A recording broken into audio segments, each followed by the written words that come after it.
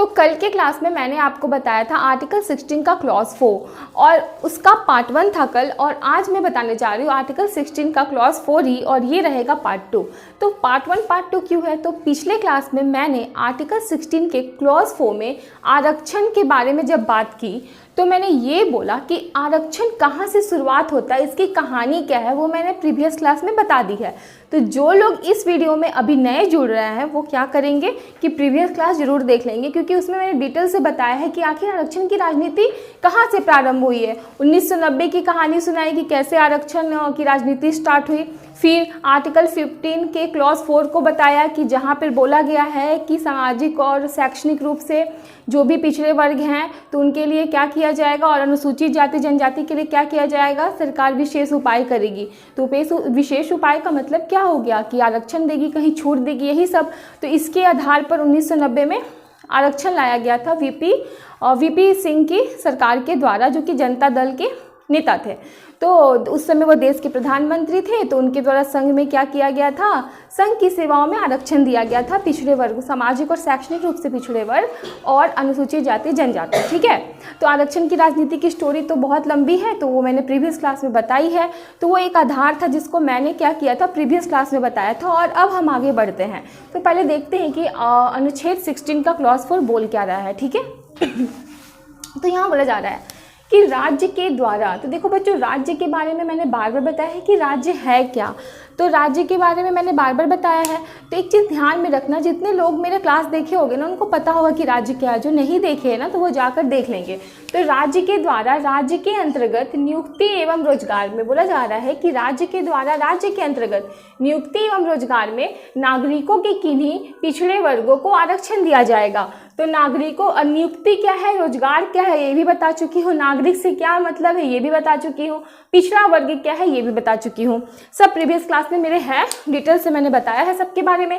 तो अब बात को यहाँ ये समझना है कि इस आर्टिकल 16 क्लॉज 4 में साफ साफ बोल रहा है कि राज्य के द्वारा और राज्य के अंतर्गत नियुक्ति एवं रोजगार में पिछड़े वर्गों को, पिछड़े वर्ग, और क्या बोला है कि किन्हीं पिछड़े वर्गों को, ठीक है, नागरिकों के किन्हीं पिछड़े वर्गों को, इसमें थोड़ा सा ध्यान दीजिएगा, किन्हीं पिछड़े वर्गों को आरक्षण दिया जाएगा यदि सेवाओं में उनका प्रतिनिधित्व अपर्याप्त है। अब देखिए प्रतिनिधित्व अपर्याप्त है, इसका मतलब मैं आगे बताऊंगी आखिर इसमें बोल क्या रहा है। ठीक है, तो पहले क्या है कि ये आरक्षण की बात कर रहा है, तो आरक्षण का तो आधार मैंने बता दिया प्रीवियस क्लास में। अभी इस क्लास में मैं बताऊंगी आरक्षण के ऊपर विवाद क्यों होता है, आरक्षण का विरोध क्यों होता है, आरक्षण का समर्थन क्यों किया जाता है, आरक्षण कैसे प्रतिस्पर्धा के खिलाफ है, और आरक्षण की सीमाएं क्या हैं। ठीक है, तो आरक्षण के मामले पे अभी हम बात करते हैं, क्योंकि जब आरक्षण का मामला समझ में आएगा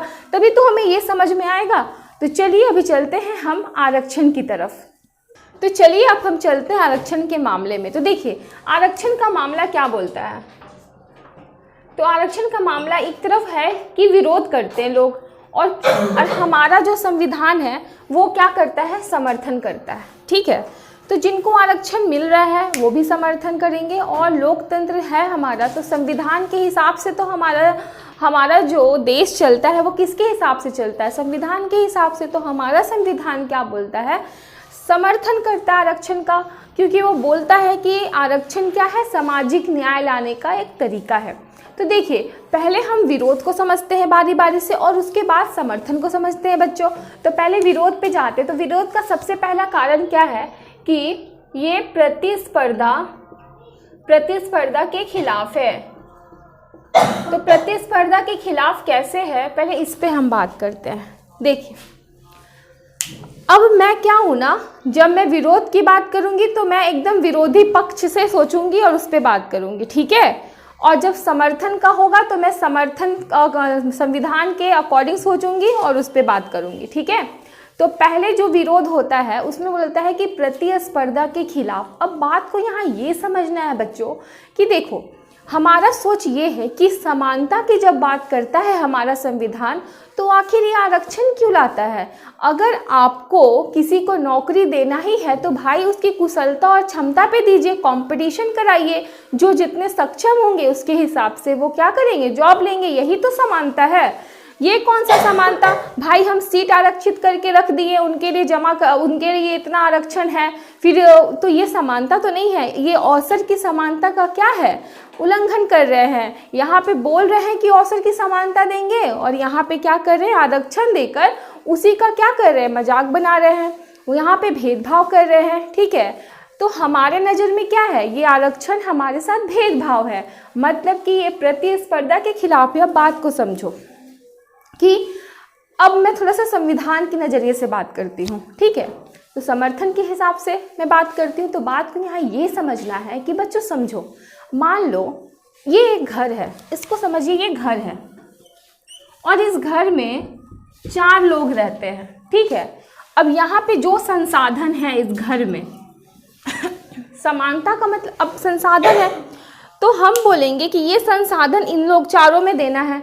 तो मैं बोलूँगी देखो प्रतिस्पर्धा होगी, कंपटीशन होगा, जो कुशल और सक्षम है उसको संसाधन मिलेगा, जो जितना सक्षम उतना लेगा। तो मान लो ये दोनों जो हैं वो बहुत ज़्यादा शक्तिशाली है और पूरा संसाधन पे इनका क्या हो गया? कब्जा हो गया। तो ये दोनों बेचारे तो वंचित हो गए ना, क्योंकि ये तो कमज़ोर है। समझिए बात को, मैं एग्जाम्पल देके समझा रही हूँ। लेकिन लोकतंत्र का कहना है कि जितने लोग हैं, जैसे 4 लोग हैं, तो संसाधन का मतलब संसाधन का समान रूप से बंटवारा ये नहीं कि जो ज़्यादा कुशल है उसी के पास हो जाए।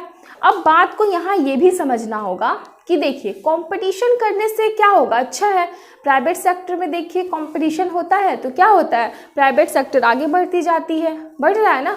लेकिन अब बात को ये समझना है कि अगर कंपटीशन के आधार पर अगर नौकरियां दी जाने लगी, पूर्ण रूप से आरक्षण सब हट गया, तो एक चीज़ याद रखिएगा, इसमें भारत का घाटा नहीं है, भारत का तो विकास ही होगा। अच्छे से अच्छे योग्य जो योग्य होंगे इस पोस्ट के लिए वो बैठेंगे उस पोस्ट पे। ठीक है, लेकिन ये समझना है कि क्या भारत का क्षेत्रीय विषमता खत्म हो गया था कि खत्म हो गया है? नहीं, भारत तो क्षेत्रीय विषमता है ना, भारत में तो क्षेत्रीय विषमता है। अब बात को ये समझना है बच्चों कि हर किसी की परिस्थिति एक जैसी नहीं है और हमारा संविधान बोलता है कि जब परिस्थिति एक जैसी नहीं है तो कैसे हम कानून नियम एक जैसा ला सकते हैं? तो हमारा संविधान तो पिता है, तो जो पिता होंगे, अब इस घर के जो गार्जियन होंगे, तो गार्जियन हमारा संविधान हो गया। तो ये मान लो घर के गार्जियन हैं, तो ये हमारा संविधान मान लो, तो ये हमारे घर के गार्जियन है। तो ये क्या करेंगे? इन दोनों बच्चों के लिए कुछ संसाधन लेके रखेंगे ना कि नहीं हम इनको देंगे। माँ पिताजी तो यही करते हैं, जो होते थोड़े से कमज़ोर बच्चे होते, जो अपने अधिकार के लिए नहीं बोल पाते, नहीं लड़ पाते, सक्षम नहीं होते, उनके लिए देखिएगा हमेशा संरक्षण कुछ करते हैं उनके लिए। ठीक है, उनको थोड़ा सा एक्स्ट्रा होता है ना, बचा के रख लेते हैं ताकि उनका काम आए। ठीक है, उनको वो तो नहीं बोलेगा भाई, वो तो नहीं बोलेगा बच्चा मेरा, वो तो नहीं लड़ पाएगा अपने अधिकार के लिए, तो क्या करते हैं उनके लिए देखिएगा जो भी घर में कुछ आता है तो लेके रख देते कि हाँ चलो अपना बच्चा को दे देंगे, क्योंकि ये ऐसा है ही नहीं, ये बोलेगा ही नहीं, लड़ेगा ही नहीं, इसका अधिकार ये खत्म हो जाएगा, ये लोग लेके खा लेंगे। समझ में आ रहा? तो हमको ना अपने देश को ना अपने परिवार जैसा समझना चाहिए और परिवार के नज़रिए से सोचनी चाहिए कि आखिर अगर गवर्नमेंट क्या करेगी, सिर्फ और सिर्फ कुशलता के आधार पर जॉब देने लगेगी तो उन कमज़ोर वर्गों का क्या होगा जिनको अच्छी शिक्षा नहीं मिली, जिनको वो परिवेश नहीं मिला। अब मैंने कल भी बात की थी, मैंने प्रीवियस क्लास में बात की है कि क्षेत्रीय विषमता भारत में बहुत है बच्चों। तो जब क्षेत्रीय विषमता है तो क्या है, वहाँ पे बहुत लोगों को अच्छी शिक्षा नहीं मिली है, क्योंकि जब देखो जो छत्तीसगढ़ झारखंड के जंगल क्षेत्र में रहे होंगे उनको क्या शिक्षा मिलेगी। अब यूपीएससी का एग्ज़ाम आएगा, वैकेंसी आएगी, सब फॉर्म भरेंगे, आरक्षण भी नहीं है, आरक्षण मान लो हट गया।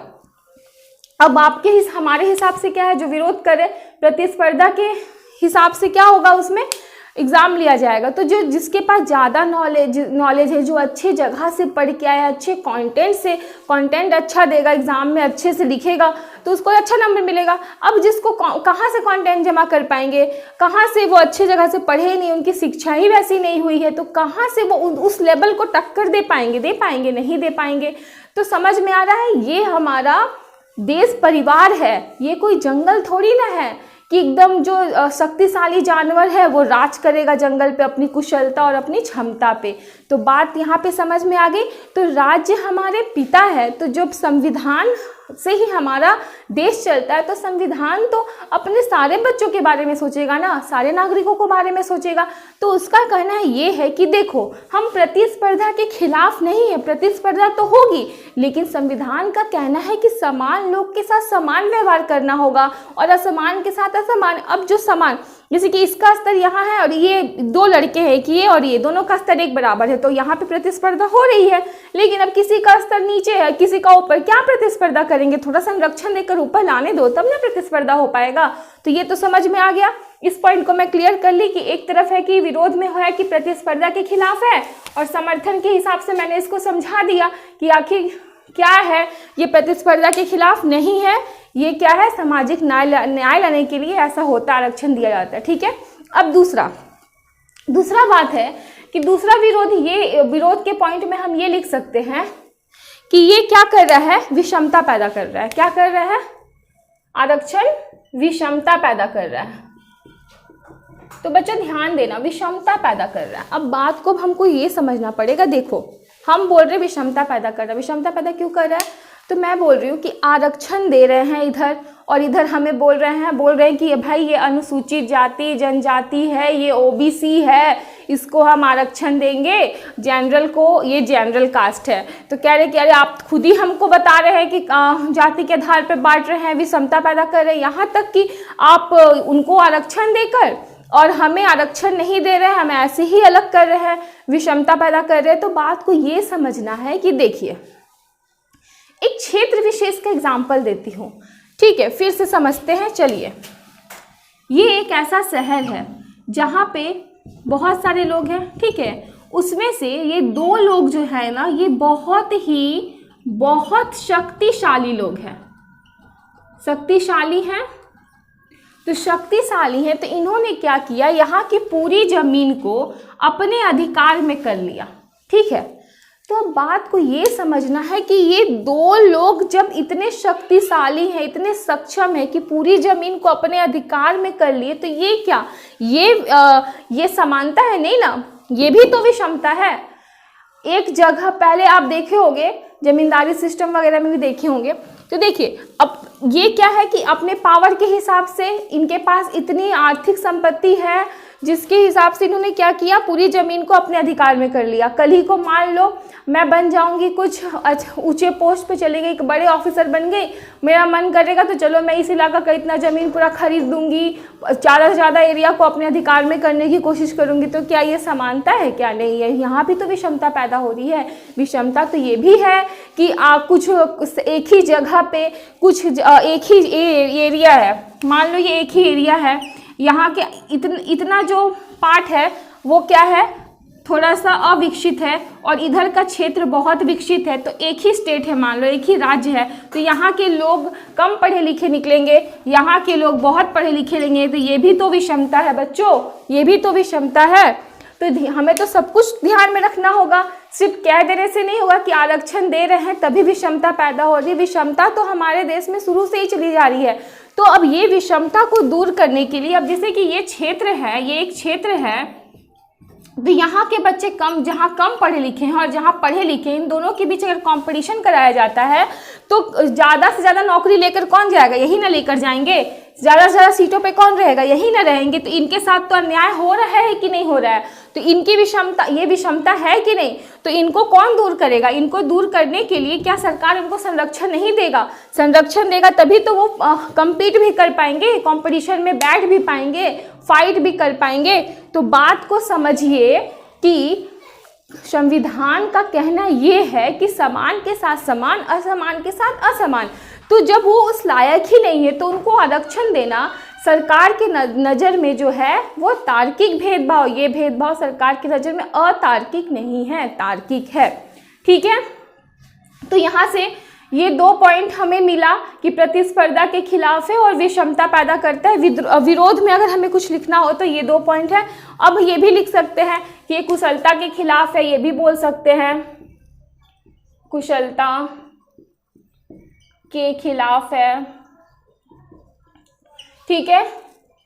चौथा में हम ये भी बोल सकते हैं कि ये हमारे आज़ादी के खिलाफ है, आज़ादी के खिलाफ है।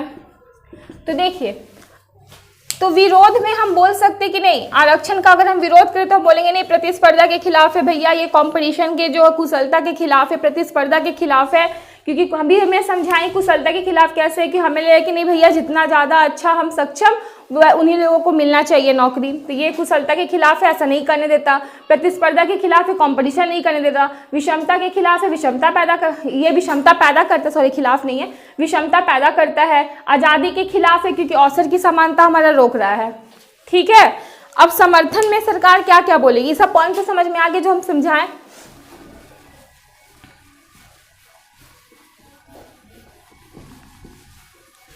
तो समर्थन में सरकार क्या क्या बोलेगी, तो समर्थन में सरकार बोलेगी कि नहीं भैया लोकतंत्र है, लोकतंत्र है तो लोकतंत्र में जो भी बंटवारा होगा संसाधन का वो इक्वल होगा। ये नहीं चलेगा कि जितना मतलब जो ताकतवर है, जो ज़्यादा कुशल है वो ज़्यादा संसाधन पे उसका अधिकार हो जाए, और जो कुशल नहीं है, जो बिल्कुल कुशल नहीं है, उनको कुछ ना मिले। इसीलिए भैया ये लोकतंत्र है। लोकतंत्र का मतलब है कि संसाधन का समान बंटवारा, इसमें भेदभाव नहीं होने देंगे। ये नहीं भैया कि आप ज़्यादा कुशल हो तो आप ज़्यादा संसाधन पे कब्जा कर लोगे, जो कुशल नहीं है उनको नहीं मिलेगा। ठीक है, दूसरा ये बोल रहा है कि प्रतिस्पर्धा के खिलाफ है, लेकिन लोकतंत्र बोल रहा है नहीं, ये प्रतिस्पर्धा कैसे, हम तो समानता ला रहे हैं, हम समानता ला रहे हैं। प्रतिस्पर्धा करो ना, समान लोग के साथ करो, जो तुम्हारे स्तर पे उनके साथ करो, तुम प्रतिस्पर्धा कौन रोक रहा है। लेकिन जो नीचे है, जो दबे कुचले हैं, जिनकी परिस्थितियां आपसे अलग है, उनके साथ कौन सा तुम प्रतिस्पर्धा कर रहे हो भाई। अब मान लो एक बच्चे का पैर नहीं है और एक बच्चा दोनों पैर से सक्षम है, उन दोनों के बीच अगर हम रेस करवाते हैं तो क्या ये प्रतिस्पर्धा सही है? नहीं है। क्यों? क्योंकि जिसको दौड़ाना है जैसे मैं फिजिकली फिट हूँ, दोनों हाथ पैर मेरे सही हैं, तो वैसे लोगों के साथ में दौड़ूंगी कि जो दिव्यांग है उनके साथ दौड़ूंगी और मैं बोलूँगी कि भाई हम तो बहुत ज़्यादा कुशल हैं, ऐसा तो नहीं बोल पाएंगे। तो बात को समझिए, गवर्नमेंट बोला कि नहीं भैया हम समानता लाते हैं, हम समानता लाते हैं कि हम प्रतिस्पर्धा उसी के साथ कराएंगे जो क्या है, समान है, समान के साथ समान, असमान के साथ असमान। ठीक है, क्योंकि मैंने अभी एग्जाम्पल देके समझाया है कि क्षेत्र विशेष के लोग क्या है, अगर कम पढ़े लिखे हैं और किसी क्षेत्र विशेष के लोग ज़्यादा पढ़े लिखे हैं तो उनके बीच कैसे कंपटीशन हम कर सकते हैं। क्या वो ये जो हम करेंगे विषमता पैदा नहीं कर रही है, विषमता तो पैदा हो रहा है ना यहाँ पे। इसीलिए ये विषमता को ख़त्म करने के लिए गवर्नमेंट क्या कर देती है, आरक्षण दे रही है। ठीक है, तो आज़ादी के खिलाफ, तो आज़ादी के खिलाफ भी मैं बता चुकी हूँ। आज़ादी के खिलाफ कैसे भैया, आज़ादी के खिलाफ तो तब ना होगा जब समाज के, आज़ादी का मतलब क्या हुआ, आज़ादी का मतलब हो गया सब स्वतंत्र हैं, आज़ादी का मतलब हो गया कि सब खुश हैं, आज़ादी का मतलब हो गया कि सबको बोलने का, सोचने का अधिकार है, आज़ादी का मतलब हो गया सबको जीवन जीने का अधिकार है। तो जीवन जीने का अधिकार क्या उनको नहीं है जो दबे कुचले लोग हैं। अब एक जैसे कि मैंने एग्जाम्पल दिया, मान लो ये भारत है हमारा, ये सब स्टेट समझ लेते हैं, तो भारत में ही मान लो ये स्टेट बहुत विकसित है, कुछ स्टेट विकसित नहीं है, जो विकसित नहीं है उस पर मैं चलिए डॉट डॉट लगा देती हूँ, फिर ये भी विकसित है, ये विकसित नहीं है ज़्यादा। तो अब एक वैकेंसी आती है गवर्नमेंट जॉब की, चलिए यूपीएससी की वैकेंसी मान लेते हैं, आई, सब भरेंगे, आरक्षण मान लीजिए खत्म है, नहीं है, तो क्या होगा, जो ज़्यादा ये क्षेत्र दोनों क्या है, ज़्यादा विकसित है, तो क्या होगा, इन क्षेत्र के लोग ज़्यादा ना नौकरी लेंगे, यूपीएससी सॉरी, तो ज़्यादा जॉब लेंगे। तो क्या इन लोगों के साथ अन्याय नहीं हो रहा है? हो रहा है। तो अब इनको कैसी आज़ादी, अब इनकी आज़ादी का भी तो हनन हो रहा है भाई, इनको वो फैसिलिटी नहीं मिली, इनको वो चीज़ नहीं मिला जो इन दोनों को मिला है, तो कैसी आज़ादी। इनकी आज़ादी का मतलब क्या होता है, जीवन जीने का भी तो अधिकार है इनको, तो जीवन जीने का इनको अधिकार नहीं है, इनको अधिकार नहीं है कि उनको संघ की और राज्य की सेवाओं में भागीदारी मिले, वहाँ जॉब करे। तो बात को ये समझिए कि आरक्षण का जो मुद्दा विरोध और समर्थन का है, उसमें ये है कि जो हमारा देश है वो संविधान से चलता है, और संविधान जो है वो सबके बारे में सोचती है, हर व्यक्ति के बारे में सोचती है। तो जब संविधान हर व्यक्ति के बारे में सोचती है तो संविधान हर क्षेत्र, संविधान निर्माता ऐसे ही आरक्षण को नहीं लाए थे, उन्होंने कुछ सोचा था, उन्होंने सोचा, और उन्होंने ये भी बोला था कि विशेष उपाय किए जाएंगे। आर्टिकल 15 के क्लॉज 3 में क्या बोला था, पिछड़े वर्गों का समर्थन, और उसके बाद आर्टिकल 15 के क्लॉज 4 में पहला संविधान संशोधन करके आर्टिकल 15 का क्लॉज 4 जोड़ा गया और उस समय क्या बोला गया है कि जो भी पिछड़े वर्ग होंगे, अनुसूचित जाति जनजाति, तो उनको उनके विशेष विकास के लिए विशेष उपाय करेगी राज्य। ठीक है, तो राज्य विशेष उपाय करेगी, तो राज्य क्या करेगी, आरक्षण लाएगी, छूट कर लाएगी उनके लिए। क्यों? क्योंकि उनकी परिस्थितियां क्या है, बहुत ज़्यादा खराब है, तो उनकी परिस्थितियों को ऊंचा उठाने के लिए, मतलब सामाजिक न्याय लेने के लिए। तो ये तो आरक्षण का मामला समझ में आ गया होगा आपको। अब आरक्षण का आधार क्या है उस पर चलते हैं। तो चलिए अब मैं आपको बताती हूँ आरक्षण का आधार क्या है। तो देखिए, हमारा संविधान बोलता है कि नागरिकों के पिछड़े वर्ग को आरक्षण दिया जाएगा। जो नागरिक है उनमें से क्या निकालेगा, पिछड़ा वर्ग निकालेगा। ठीक है, अब बात को समझना। देखिए, आरक्षण का आधार क्या है कि पहले हम देंगे पिछड़ी जाति को। ठीक है, तो पिछड़ी जाति में क्या हो गया, ओबीसी हो गया। अनुसूचित जाति जनजाति, देखो इनको तो आरक्षण ना 1955 से मिल रहा है, क्योंकि देखो जब 1951 में पहला संविधान संशोधन करके आर्टिकल 15 के क्लाउज को जोड़ा गया और उसमें बोला गया है कि जो पिछड़ी जाति, अनुसूचित जाति जनजाति, उनके विकास के लिए क्या किया जाए, राज्य विशेष प्रावधान करेगी। तो उसमें पिछड़े वर्ग की बात हुई। तो सामाजिक और शैक्षणिक याद रखिएगा, जब तक मैं आर्थिक नहीं बोल रही हूँ, जब तक मैं पिछड़ा वर्ग बोल रही हूँ, तब तक सामाजिक और शैक्षणिक ही समझिएगा। तो ठीक है, तो जब विशेष उपाय किया जाएगा मतलब क्या किया जाएगा, आरक्षण दे सकते, छूट दे सकते। तो मैं बार बार बोल रही, तो अनुसूचित जाति जनजाति के आरक्षण पे कभी विवाद नहीं हुआ। क्यों? क्योंकि सबको पता था कि ये क्या है, समाज के बहुत दबे कुचले हैं, जंगल झाड़ में रहने वाले लोग हैं, तो इन पे कभी विवाद नहीं हुआ। विवाद जो हुआ है वो हुआ है पिछड़ी जाति पे, पिछड़ा वर्ग, पिछड़ी जाति पिछड़ा वर्ग। क्यों? सामाजिक और शैक्षणिक रूप से जो पिछड़े हैं, विवाद उन्हीं पे हुआ है। तो इसके लिए आपको याद है 2 आयोग बने थे, मंडल आयोग बना था और काका कालकेलकर आयोग बना था। 1953 में बना था काका कालकेलकर और मंडल आयोग बना था 1979 में, और 1980 में इसने अपनी क्या दी, रिपोर्ट दी। तो बात को मैंने कल भी बताया था क्लास में कि वीपी सिंह की सरकार को क्या चाहिए था, पिछड़े वर्ग का समर्थन। क्योंकि वीपी सिंह की जो सरकार थी 1990 में, वो जनता दल जो पार्टी से वो जुड़े थे, तो उनकी सरकार पूर्ण बहुमत की सरकार नहीं थी, सत्ता में टिकना है। कहानी क्या थी कि राजीव गांधी के ऊपर क्या हुआ था, भ्रष्टाचार का मतलब मुद्दा चल रहा था। तो वीपी सिंह जो थे उस समय राजीव गांधी सरकार को, मतलब कांग्रेस की सरकार को छोड़ चुके थे, और राजीव गांधी सरकार में वो वित्त मंत्री थे। तो मैंने बताया ही है कि जब वित्त मंत्री थे उसके बाद क्या हुआ, उन्होंने जब राजीव गांधी के ऊपर भ्रष्टाचार का जैसा मामला ऐसा हवा उड़ा, तो उन्होंने उसका फायदा उठाकर क्या किया, जनता दल पार्टी में तो वो जा ही चुके थे, तो वो जीत गए और जीत गए प्रधानमंत्री बन गए। तो उसके बाद क्या हुआ, जो उनके उप प्रधानमंत्री थे उनके पुत्र ओम प्रकाश चौटाला पे क्या हुआ, भ्रष्टाचार का आरोप लगा।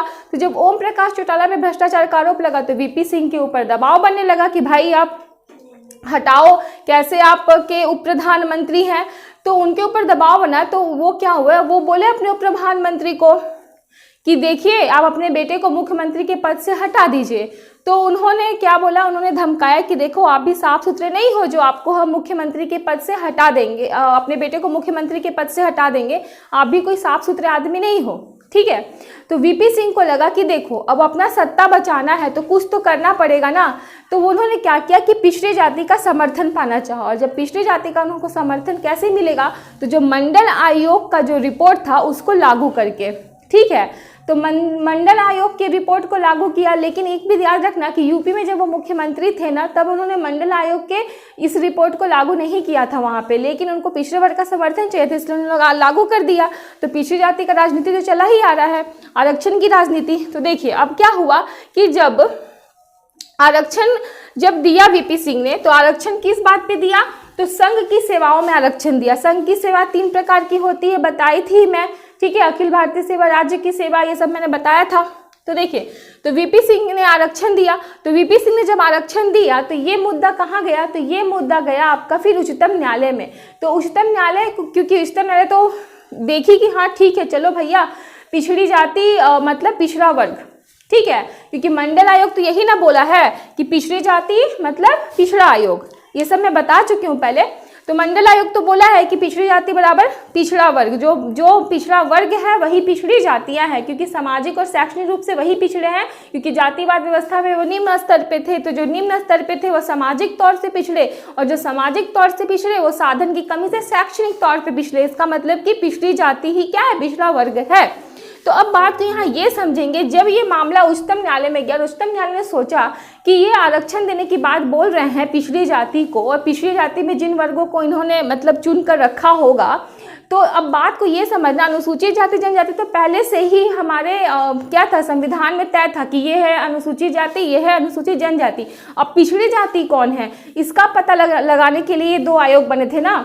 तो अब बात को ये समझना, तो विवाद इसी पे था कि हम पिछड़े, आरक्षण का फायदा तो सबको चाहिए था। तो उन्होंने बोला कि जब ये तय हो गया, ठीक है, जो पिछड़ी जाति हैं उन्हीं को हम पिछड़ा वर्ग मानेंगे, ठीक है। तो जब ये तय हो गया तो उसके बाद जब उच्चतम न्यायालय में आरक्षण का मामला गया तो 9 न्यायाधीश का बेंच था, और ये मामला इंदिरा साहनी बनाम भारत संघ, जिसको हम 1992 में गया था, जिसको हम मंडलवाद भी बोल सकते हैं लोकप्रिय भाषा में कि मंडलवाद, ठीक है। तो इंदिरा साहनी बनाम भारत संघ वाद जो हुआ, तो इसमें ये मामला गया, और यहाँ पे ये बात तय किया उच्चतम न्यायालय ने कि देखो, जरूरी नहीं है कि आप बोल रहे हो कि पिछड़े वर्ग को जब हम आरक्षण देंगे तो ये जरूरी नहीं है कि सारे पिछड़े वर्ग क्या है, पूर्ण रूप से पिछड़े हो, ऐसा नहीं हो सकता।